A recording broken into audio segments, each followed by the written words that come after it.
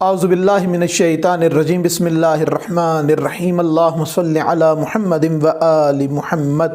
میرے تمام سننے والوں اور دیکھنے والے مومنین اور مومنات کو میری طرف سے اور میرے چینل ناطق قرآن کی جانب سے السلام علیکم اور ماہ رجب کی بہت بہت مبارکباد، اور خصوصی طور پر یکم رجب المرجب آمد جناب امام محمد باقر علیہ السلام تمام مومنین کو اور بالخصوص امام زمانہ اجل اللہ تعالی فرج شریف کی بارگاہ میں ہدیہ تبریک پیش کرتے ہیں اپنے چینل ناطق قرآن کی جانب سے۔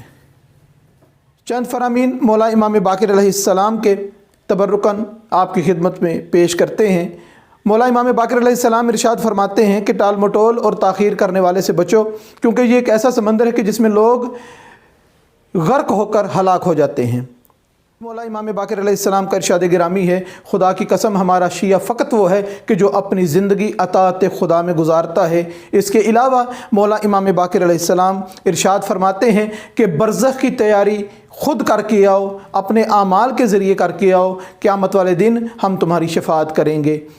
انتہائی برکتوں والی شب جمعہ پروردگار نے ہمیں عنایت کی ہے کہ جب ہمارے مولا و آقا پانچویں سرکار امام باقر علیہ السلام کی آمد بھی ہے، شب جمعہ بھی ہے، اپنے مرحومین کو یاد کرنا، اپنی دعاؤں کی قبولیت کے لیے دعا مانگنا، اپنے گناہوں کی مغفرت طلب کرنا پروردگار سے، اور رجب کے مہینے میں جو شب جمعہ آتی ہے اس شب جمعہ میں 1000 مرتبہ سورہ توحید کی تلاوت کرنا، اور کم از کم اگر 1000 مرتبہ کوئی شخص نہیں کر سکتا تو معصوم فرماتے ہیں کم از کم 100 مرتبہ شب جمعہ کو سورہ توحید کی تلاوت کی جائے۔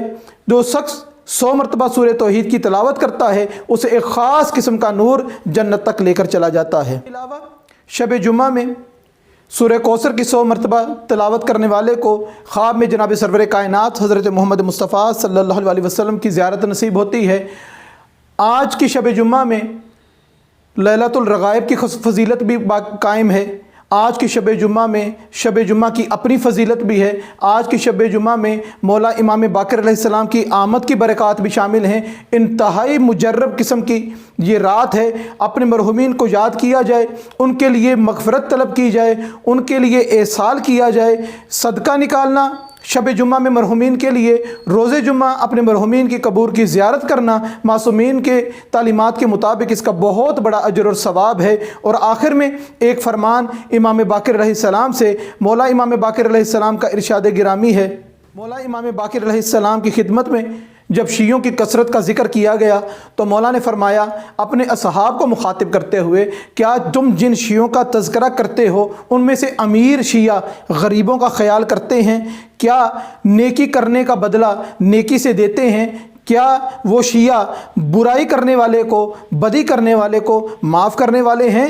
اور یہ بتاؤ کیا وہ شیعہ ایک دوسرے کے ساتھ ہمدردی رکھتے ہیں؟ تو راوی کہتا ہے مولا نہیں، ان میں سے کوئی معاملہ ان شیعوں میں نہیں پایا جاتا۔ تو مولا فرماتے ہیں یاد رکھو کہ یہ ہمارے شیعہ نہیں ہیں، ہمارے شیعہ فقط وہ ہیں جو یہ تمام کام انجام دیتے ہیں۔ پروردگار سے دعا ہے کہ ہمیں صحیح معنوں میں شب جمعہ کے فضیلت و برکات سے مستفید ہونے کی پروردگار توفیق عطا فرمائے، سیرت محمد اور آل محمد پر عمل کرنے کی توفیق عطا فرمائے۔ پروردگار ہم سب کے مرحومین کو مغفرت فرمائے اور ہم سب کے مرحومین کی قبور کو نور ولایت امیر المومنین علی ابن ابی طالب علیہ السلام سے منور فرمائے۔ وما علینا الا البلاغ المبین۔